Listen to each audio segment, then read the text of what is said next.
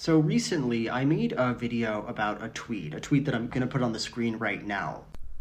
The irony is that this actually is a terrible tweet, just not for the reasons that little Joel thinks. Firstly, the term advice. Advice is something you give to people to solve their individual problems. Advice isn't a solution to the systemic issues that men face, and to even use the term like that implies that solving the problems that men face is a matter for those men themselves as individuals, and not for the left-wing movement as a whole. The core of left-wing activism is always systemic analysis. Systemic issues can't be overcome by bootstraps or by personal advice. Similarly, compassion. Compassion is not a problem. Compassion would be a good thing. It's certainly better than the normal outright hostility. But it's also not a solution to any problems. It's not a substitute for systemic analysis or for activism to solve actual problems. At best, it's the very minimum first step. And then there's the downright libelous attempt to connect the alt-right to MRAs. Of course, this fits perfectly with the normal feminist playbook. To paint men, or in this case specifically young men and MRAs, as being in some way threatening. And this is not a genuine expression of concern for issues that men face. This is nothing more than worrying about recruiting and worrying about how dangerous men might be if you don't pretend to care about their issues. So yeah, definitely not a great tweet. People do believe in an ideology that calls for suppressing others, suppressing women in particular, and so that's something we should think about here. So Joel seems to have an incredibly negative view of people, thinking that everyone is just taking a sadistic delight in suppressing everyone around them. And I feel like that says more about him than it does about everyone else. And Vaush ably argues that when people take hostile actions towards others, it's not normally based on their own innate aggression, it's based on fear of their own status and their own vulnerability and so forth. But really, where to begin with the idea that women in particular are being suppressed, or that people enjoy suppressing women in particular? Again, that seems very much like something that's come from little Joel, rather than from his view of society in general. If we look at statistics, if we look at any sort of quantifiable life outcomes, then women are doing pretty well, they're not being in any way effectively suppressed. I think that people have very strong fear and anxiety responses that get preyed upon by reactionary movements. The person is manipulated into it. They have to feel like the sexism they're engaging in, it's not an active, determinative thing on their part. It's a reflexive, a natural and unavoidable response to the external threats that they're convinced exist, So I'm saying there that men are attracted to Andrew Tate. I just want to clear up that men are not attracted to Andrew Tate. He's really an incredibly unpopular figure with just about everyone, to be honest. He has his little following, of course, but those are just desperate people who would latch on to anyone who's nearby. So I don't appreciate the suggestion here that he's in some way representative of men as a whole, let alone the ridiculous suggestion that he's in some way connected to MRAs. Because they're attracted to the patriarchy. They have a belief in and an enjoyment of the suppression of women. And Vaush is saying, no, it's not really about that. These men or these teenage boys don't like suppressing people. That's not what they're in it for. This is mostly about their insecurity. And people like Andrew Tate are manipulating them, using their insecurity to get them to believe in these reactionary beliefs. I don't like agreeing with Vaush, but he's basically right on this one. But here's the big thing, right? Big Joel's wrong here because Andrew Tate doesn't want to turn people into misogynists or give them regressive ideas. He wants, and this is very, very clear, to make money off them. That's it. That's all he cares about. He's not in it for some sort of political motive. He's in it for money. And then he goes on here to talk about how, teenage boys are not cognizant of their desire to suppress women. They're not going around talking about how into suppressing women they are. That's not their major mental motivation. So my big problem here is that he's framing this as a debate over whether boys are aware of their innate desire to suppress and repress women, when I just don't see any evidence that such a desire even exists. You know, the question isn't, is it innate and are they aware of it? The question should be, is it real? And the answer is, there isn't any evidence for it. And this is exactly the sort of thing that alienates men from the left, right? It's all about the exact nature of the evil of men, rather than, is there any evil there at all? I mean, I'm going to guess that he doesn't believe that women have a desire to repress men or something like that. He certainly doesn't mention anything in that direction. So I think this is actually like the fundamental disagreement between Vaush and I. It's the real reason why this disagreement is happening in the first place. So, let me respond. What I believe is not that teenage boys are walking around thinking to themselves, oh, how I love to be a sexist today. That's not what I mean at all. What I am saying is that misogyny within our current social, historical, and material context does confer benefits to boys, that it helps them in certain ways. So I've been cutting out most of Vaush's stuff here because he's mostly right, certainly more right than he normally is, and therefore I haven't really got anything to respond to. But this is where the little Joel stuff starts really going unhinged, because here he's suggesting actual material benefits to boys from what he calls the patriarchy. And now he's going to offer actual concrete examples of this, which are completely wrong. So this is where it gets interesting. For one thing, it tells boys that they're better than women, that they are the better of the two sexes, which is, of course, a psychologically gratifying thing to believe. So when Big Joel says it, he means the patriarchy, and that's how he characterises the society that we all live in today. So in the description, I'm going to leave a link to a discussion on the left-wing male advocates subreddit. This was a discussion about research showing that by the time they turn 7, young boys have internalised the stereotype that they are less academically gifted than their female peers. Female peers who internalise that stereotype even younger, and their teachers seem to share that stereotype as well. Here we have actual evidence of actual harm caused by negative stereotypes that society holds towards young boys. Now, Joel is not going to offer any examples whatsoever of society having a positive view of young boys, or of telling boys that they're better or whatever, and he's certainly not going to offer any examples of actual concrete benefit that boys or men gather from this supposed perception. It tells boys that women as a political bloc need to be sexually available to men, that men deserve women and should be getting them. This is exactly the sort of ridiculous claim where there is not the possibility of any examples, because it just doesn't exist. There is nothing that he can present as evidence of this idea, because it's ridiculous. Men don't feel entitled. If anything, there's a really big problem with low self-esteem amongst men. And women certainly don't seem to be duty-bound to give their bodies to whatever random man happens to pass by. That's definitely not a relevant issue.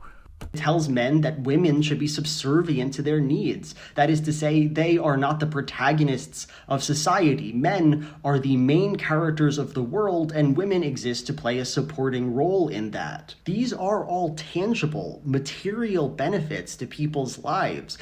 So I'm not seeing a distinct lack of examples here. I mean, being told you're the protagonist, I don't know what that looks like, I don't know what it's meant to mean, I don't know what tangible effects it's meant to have, but I know that it doesn't actually have any real benefits for boys or men, or he would be listing those benefits right now, and he's not doing it. The best he can come up with is some sort of intangible psychological positive feelings from some sort of being told that you're good in non-specific and vague ways. Evidence for either of these things is distinctly lacking. And while I don't think that 13-year-old boys watching Andrew Tate are thinking to themselves, oh, isn't it great that I'm going to be suppressing some women soon, I do think they see Andrew Tate and think, well, he's kind of got a lot to offer. That is an interesting proposition to me. It would be cool if women were how I wanted them to be. Andrew Tate has a lot of stuff that people would like to have. He has women, he has money, he has cars, he has houses, he has things that people want in their life, right? And I'm sure a lot of people find that very appealing.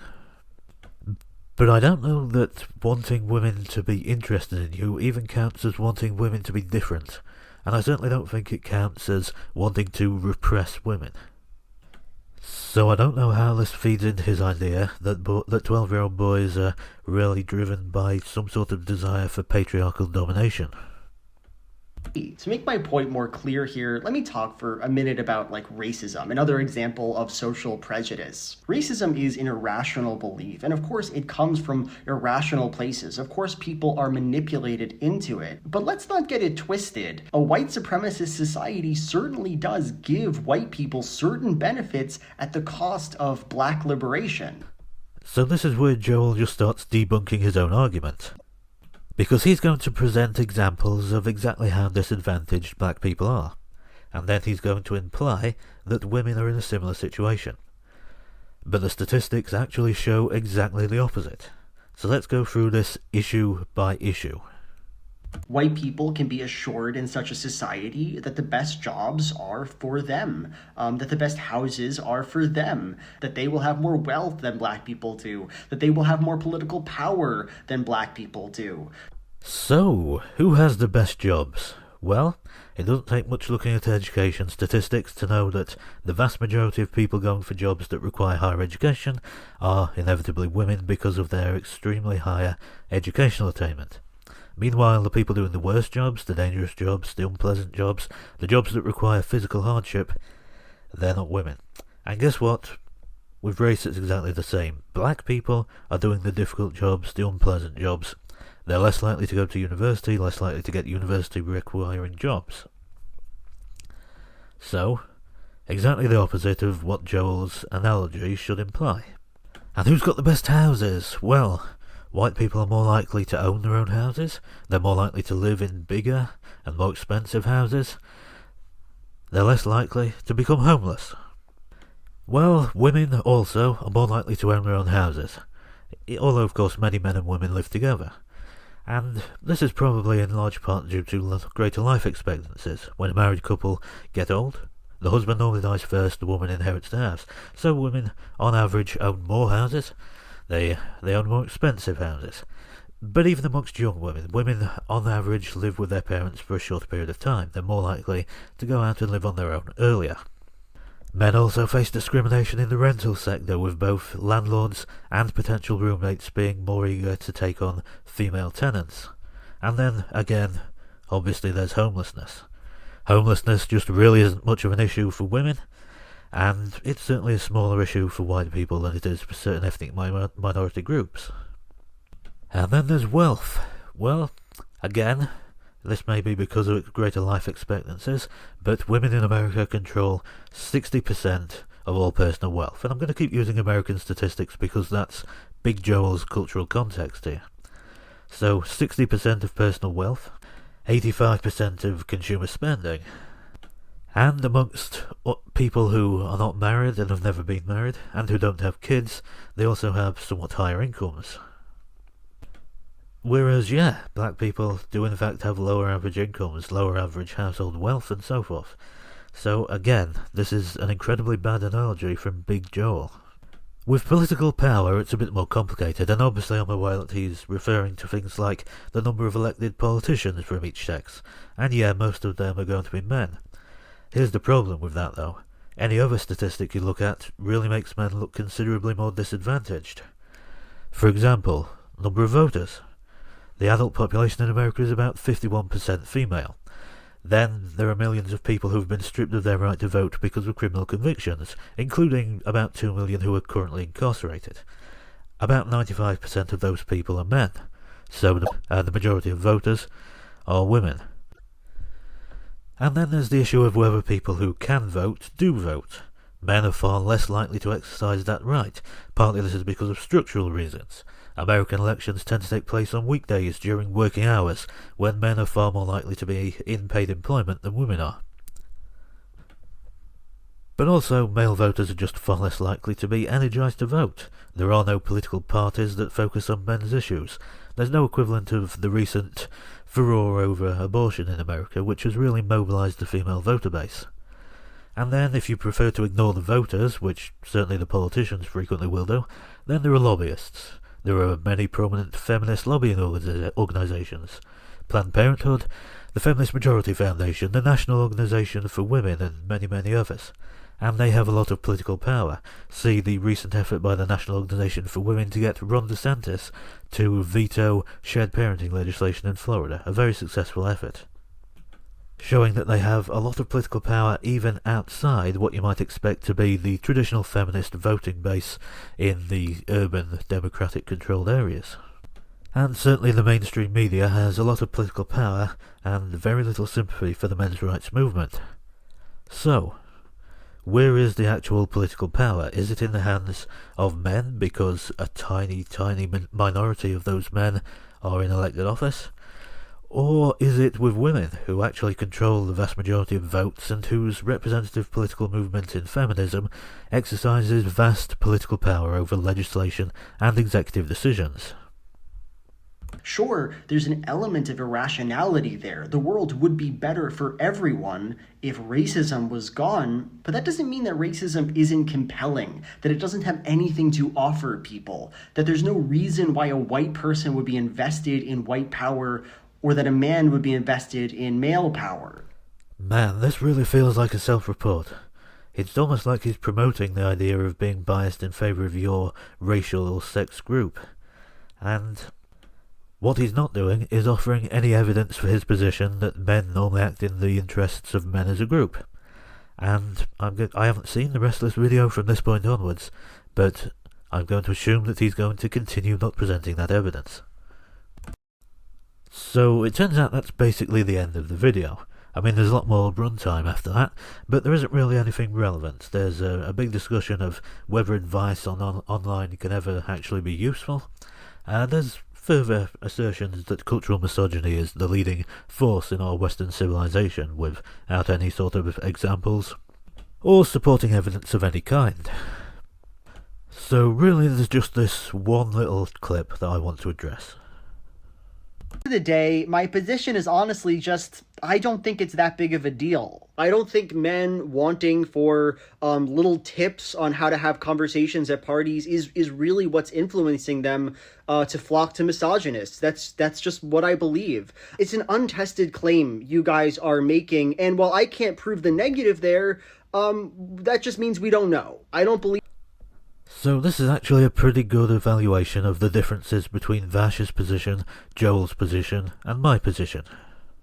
Vaush really does think that the advice is going to be helpful. Joel, on the other hand, thinks that men are seemingly inevitably driven by a desire to oppress women. And the alienation that Vaush talks about is completely irrelevant. And me? Well, I think the problem is demonstrable systemic discrimination against men, and the reluctance of the left wing to admit that that exists and to actually try and do something about it. I also don't think that advice on how to talk to a girl at a party is going to help. I just think that an approach based on demonisation is probably even worse.